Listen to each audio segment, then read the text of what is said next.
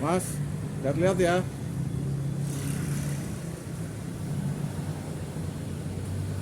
Buka kan? Buka kan? Buka kan? Ini flow bed nih, mintanya 150.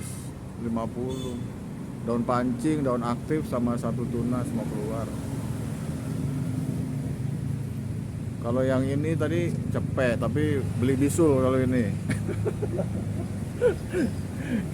Kalau yang ini 300, daunnya udah banyak, tapi masih kecil-kecil. Ini bonggol ya? Iya, dua ruas. Hah? Iya, dua ruas. Oh, dua ruas. Berapa 300?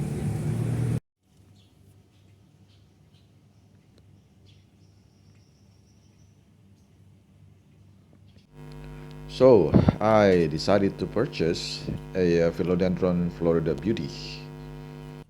This is a very, very beautiful plant, and it has been on my wish list since more than a year ago, maybe almost 2 years ago.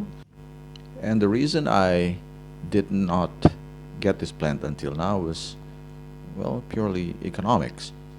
And by that, what I mean is not only because the prices were crazy high, which was the case with all plants during that time, but I also knew that that situation was temporary.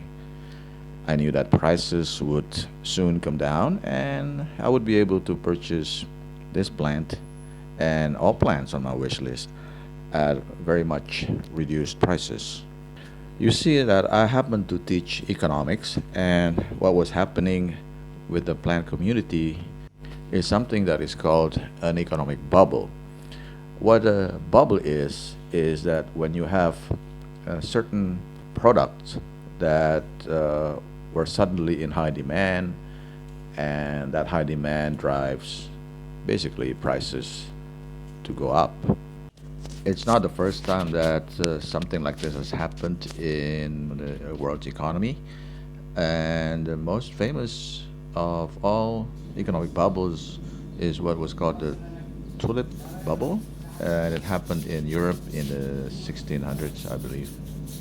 So, as an economics teacher, I found it very, very interesting and exciting to see something similar unfolding in front of me during the pandemic. An economic bubble happens when there is a sudden increase in demand of certain products, and there are several factors that can contribute to this increase in demand. So there was a shift in consumer preferences, and in this case, preferences towards keeping a houseplant during the pandemic. So that's what we would call in economics a non-price determinant. So consumer preferences is one of those determinants. So what it does is shift the demand curve to the right, meaning towards more demand. So with an increase in demand, there was not much supply. So basically that drove prices high really fast. And over time, more people started realizing, and with the help of social media, that, well, there was a lot of people wanting to buy houseplants, and these plants were selling at high prices.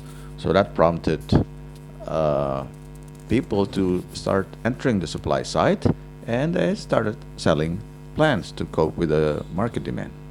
With more suppliers now entering the market, the supply curve of the market now started shifting to the right, and that forces prices to start to come down again because now market is being essentially flooded with a lot of supplies. Now, because the house plant industry is not a high barrier industry, means that it's not very difficult for someone to say, hey, I want to start selling plants too. It's not difficult for them to purchase plants and start reproducing these plants through a lot of different methods. We have to remember that during this time, all over the world, a lot of people lost their jobs because of pandemic, and they started looking for an alternative way to earn income. And the houseplant industry seemed like an easy, well, at least not so difficult alternative to start something new. On top of that, the traditional players in the houseplant industry started applying new technology, which is called tissue culture. And that essentially allowed the reproduction of these plants to happen at an even much quicker pace. So here we are today. The houseplant market bubble has burst and prices have come down to their normal pre-pandemic prices. So it's now time to go out and purchase your favorite plants. Have fun.